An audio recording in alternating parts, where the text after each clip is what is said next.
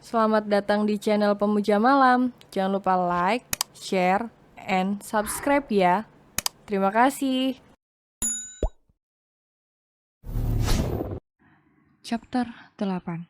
Terlanjur sakit hati. Delia yang tidak tega melihat kebangkrutan kedua orang tuanya akhirnya mengaku kalah terhadap Kaisar. Delia mencabut gugatan perceraian yang dia layangkan ke pengadilan agama dan kembali ke rumah Kaisar, menjalani hari-harinya sebagai istri dari seorang Kaisar. Tidak usah jumawah, kamu tidak menang. Kamu hanya beruntung karena aku memiliki kedua orang tua yang tergantung kepada uangmu. Itulah nilaimu di mataku, tidak kurang dan tidak lebih. Delia kemudian menutup pintu kamarnya dengan keras. Suara kedebuk mengagetkan Kaisar sehingga dia mengelus dadanya. Punya istri masih muda, tapi kelakuannya Masya Allah bikin jantungan terus. Ucap Kaisar sambil masuk ke dalam kamar mereka berdua. Kaisar mendekati Delia, ada banyak kerinduan di matanya setelah hampir beberapa bulan tidak bertemu. Iya, Delia sekarang tambah matang. Walaupun kulitnya agak kehitaman mungkin karena kehidupan keras yang dialami di luar sana ketika pergi dari rumahnya. Tapi itu justru menambah pesona seorang Delia di mata Kaisar yang masih belum menyadari bahwa dirinya telah jatuh cinta kepada Delia. Aku heran deh, kenapa sih kamu selalu marah-marah terus kalau lihat aku? Memangnya aku punya salah apa sama kamu? Aku sudah berusaha loh jadi suami yang baik buat kamu. Tapi kok kamu kayaknya musuh banget sama aku. Coba katakan apa salahku sama kamu sehingga kamu begitu. Kaisar memeluk Delia dari belakang, tapi Delia sama sekali tidak menggubris kata-kata Kaisar. Kapan kamu akan mengembalikan investasimu di perusahaan kedua orang tuaku? Tanya Delia datar. Ketika kamu melayaniku dengan sepenuh hati dan memberikan aku keturunan, kamu harus memberikan aku janji kamu bahwa kamu mulai saat ini tidak mengkonsumsi pil kontrasepsi sialan itu, ucap Kaisar dengan nada tinggi kesal hatinya. Karena mengingat Delia pernah diam-diam mengkonsumsi pil itu tanpa seizin dirinya, Kaisar merasa marah. Bibit unggul dan berkualitas miliknya dibunuh oleh Delia tanpa sepengetahuan darinya. Kaisar sendiri merasa bingung dengan perasaannya sendiri, kenapa dia sangat marah ketika mengetahui Delia mengkonsumsi pil kontrasepsi. Padahal selama ini Sofia selalu menggunakan itu juga. Tapi Kaisar tidak ada rasa marah ataupun kecewa sama sekali. Berbeda ketika Delia memang melakukan. Kaisar amat terluka dan sedih. Kaisar sangat ingin memiliki anak yang lahir dari rahim Delia. Masalah pelayanan secara sukarela itu tergantung dari performamu sebagai seorang suami. Walaupun kamu bikin kedua orang tuaku bangkrut ataupun mati sekalipun, aku tidak akan pernah menyerah selama kamu masih bikin aku kesal dan jengkel dengan kekasihmu yang kurang ajar itu. Pahami tuh, ucap Delia dengan mata penuh amarah. Apakah kamu cemburu dengan Sofia? Katakan padaku kalau kau memang cemburu, maka aku tidak akan pernah menemui Sofia lagi. Aku janji padamu, janji Kaisar sambil menarik wajah Delia agar mendekat ke arahnya. GR, ucap Delia mulai salah tingkah karena Kaisar kini mulai ngusal-ngusal dan tangannya mulai setiap sang istri. Kerinduan jelas terpatri di mata kedua insan yang sebenarnya saling jatuh cinta itu, yang masih gengsi untuk saling mengakui. Kaisar bibir Delia, ya Delia selalu takluk dengan maut Kaisar. Tetapi ketika Delia mengingat Kaisar dengan Sofia di kantornya siang itu, Delia langsung menarik tubuhnya dan menjauh dari Kaisar. Kaisar yang sudah terpancing merasa kaget menerima penolakan sang istri. Kaisar tidak menyerah, dia tarik tubuh istrinya lalu mengunci tubuh Delia dengan tangan kekarnya, sehingga Delia tidak bisa lari lagi. Lepaskan, cari sana pacar kamu, jangan sentuh aku. Delia sudah lepas kontrol, dipukulnya dada Kaisar yang sudah terbuka. Entah dia lempar kemana tadi ke meja kerjanya. Tapi Kaisar tidak memperdulikan pukulan Delia, dia fokus istrinya yang amat sangat dia rindukan. Aku akan meninggalkan Sofia, jadi tenanglah, aku jadi nggak bisa fokus buat dengan kamu, ucap Kaisar di sela aktivitasnya istrinya. Tetapi Delia masih memberontak dan tidak mau melayani dirinya. Kaisar mulai frustasi. Sayang, ayolah, Mas janji Mas akan meninggalkan Sofia. Mas janji, ayolah, kamu jangan bikin Mas frustasi kayak gini. Kaisar menjambak rambutnya sendiri. Buktikan, ucap Delia dengan tatapan membunuh. Baiklah, Kaisar lalu mengambil ponselnya, mencari nomor Sofia, lalu menelpon kekasihnya tersebut.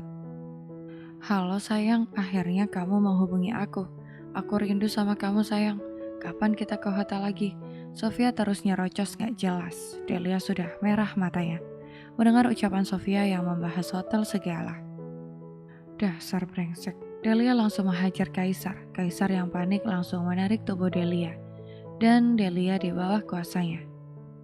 Sofia, mulai saat ini kita putus. Lebih baik kamu segera kembali ke Amsterdam.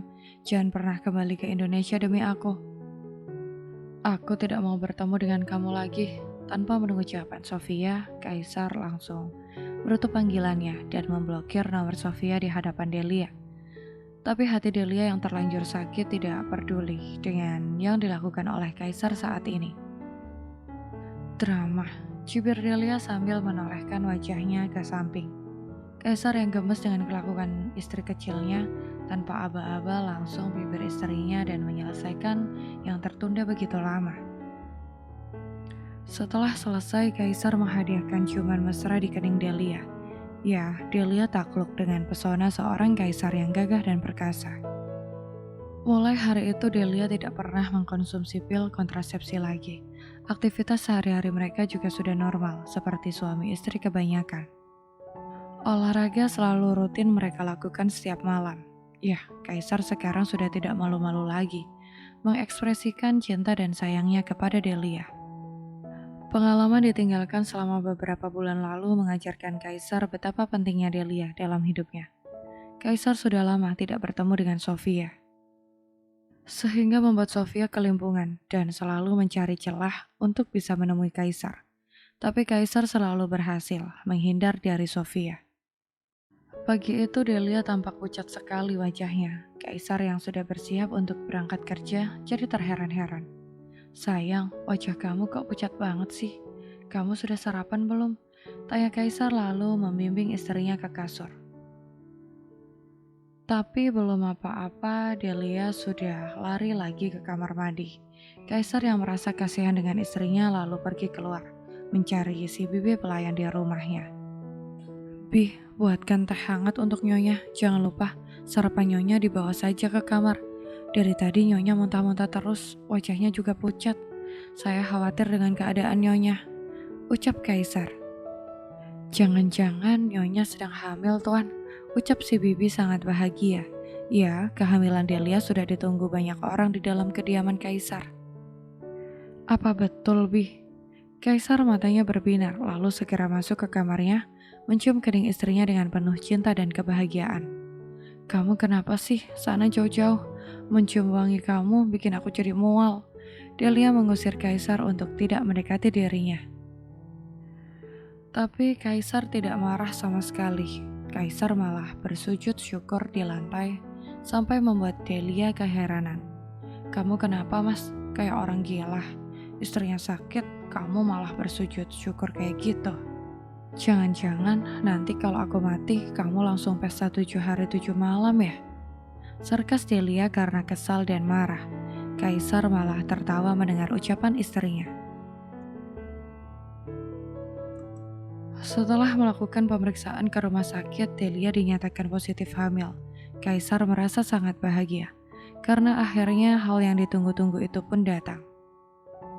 Berbeda halnya dengan Delia, Delia tampak berwajah masam, karena merasa kesal dirinya ternyata dinyatakan hamil. Sejujurnya, Delia masih belum percaya dengan cinta yang dikatakan oleh Kaisar terhadap dirinya. Delia juga ragu dengan pernyataan Kaisar bahwa dia telah putus dan tidak pernah bertemu dengan Sofia lagi. Laki-laki zaman sekarang, apa sih yang tidak bisa mereka lakukan?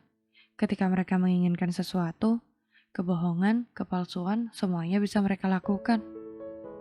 Oleh karena itu Delia mencoba membentengi dirinya untuk tidak terlalu larut dalam cinta yang disuguhkan oleh Kaisar. Karena dia sudah tahu di ujung sana perceraian sudah menunggu dirinya.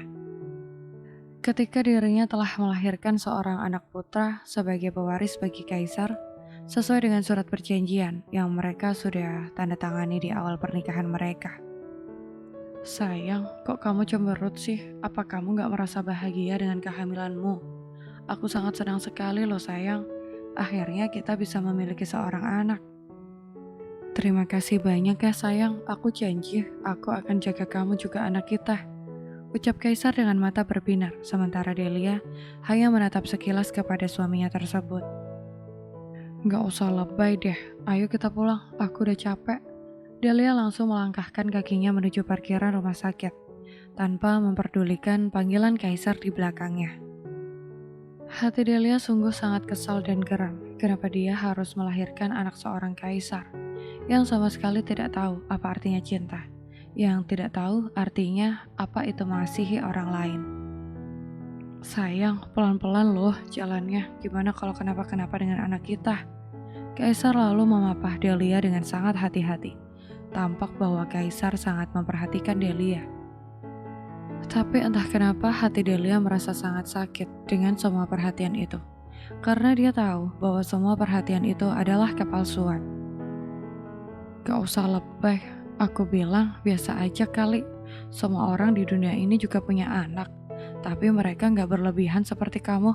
Sungguh Delia sambil menatap tajam ke arah Kaisar. Kaisar berusaha bersabar dengan semua kelakuan Delia.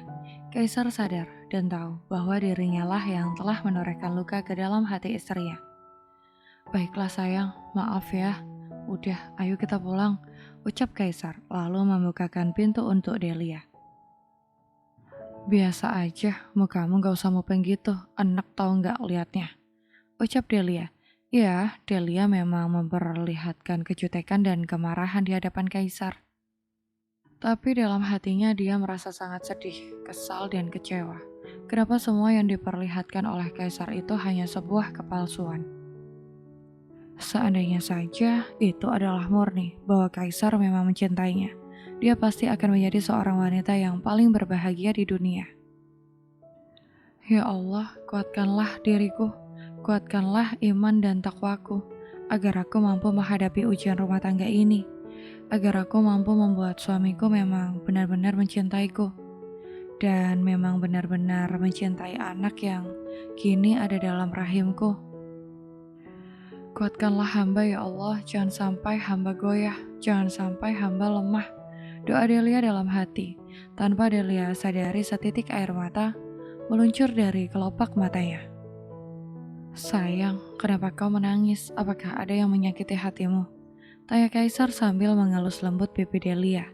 Tetapi yang dilakukan oleh Kaisar malah makin membuat Delia menangis terseduh-seduh.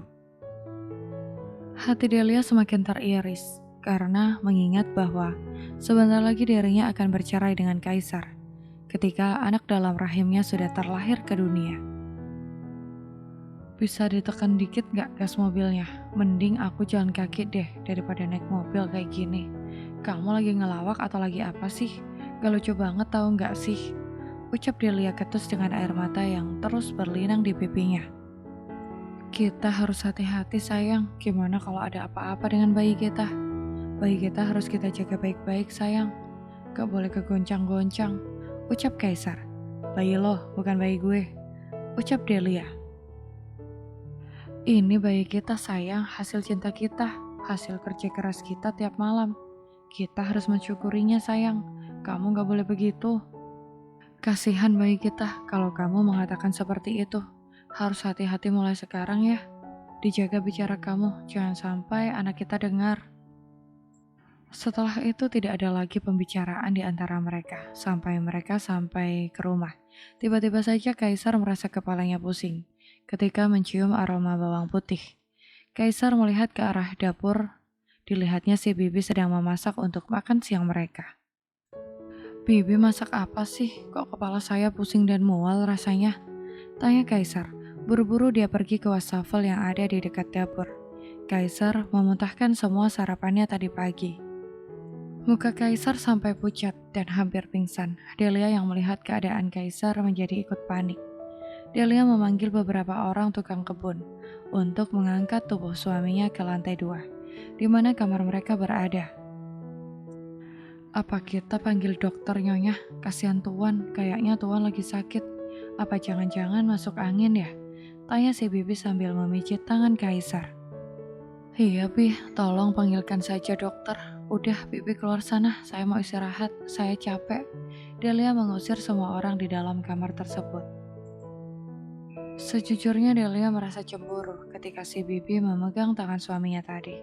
Ditatapnya wajah Kaisar yang tampak pucat. Delia merasa hatinya sangat pedih. Aku sekarang berstatus sebagai istrimu setelah anak ini lahir. Aku bukan siapa-siapa bagimu. Entah bagaimana aku harus menanggung perasaan ini. Perasaan cinta yang rasanya setiap hari semakin membunuhku. Aku harus bagaimana, Mas? Kenapa kamu harus menghadirkan cinta ini di hatiku? Kalau pada akhirnya kamu harus menghempaskan cinta itu ke lembah penderitaan yang tak berujung. Berapa lama aku harus menanggung ini semua? Berapa lama? Air mata Delia terus mengalir tanpa henti, perasaan sakit itu semakin terasa. Kaisar yang mendengar ucapan Delia pun ikut merasakan hatinya sakit. Tanpa terasa air matanya juga berderai. Aku juga mencintaimu, Delia, istriku. Percayalah, aku akan menjaga cinta kita. Abadi selamanya, percaya padaku. Aku pasti bisa membuktikan cintaku buat kamu. Percayalah padaku bahwa aku akan menjadi suami terbaik bagimu, menjadi ayah terbaik bagi anak kita. Mas janji padamu sayang, janji Kaisar dalam hati. Tubuh Kaisar saat ini sangat lemas, tidak tahu kenapa tiba-tiba tubuhnya drop. Padahal tadi ketika di rumah sakit dia merasa baik-baik saja. Entah kenapa setelah mencium bau aroma masakan bawang putih, tiba-tiba saja kepalanya terasa pusing sekali dan mual yang tidak tertahan. Bersambung.